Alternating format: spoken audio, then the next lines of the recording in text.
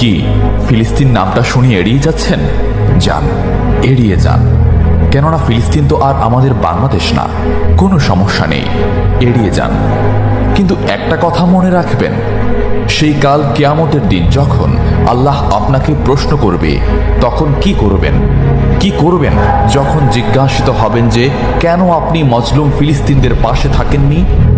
জানি উত্তর দিতে পারবেন না, কারণ আপনার নিজেরই জানা নেই এর উত্তর কি হবে। এখন হয়তো বলতে পারেন যে আমি কি করে ফিলিস্তিনে গিয়ে মজলুমদের পাশে থাকব, কি করে এত দূর গিয়ে সাহায্য করব?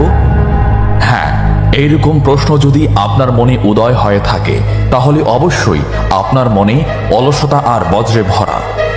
এই আধুনিক যুগে অস্ত্রের চেয়ে পাওয়ার হচ্ছে মিডিয়া, তাই মিডিয়ায় বেশি বেশি করে তা প্রচার করুন। হ্যাশট্যাগের মাধ্যমে প্রতিবাদ করুন। এই ক্ষুদ্র প্রতিবাদ একদিন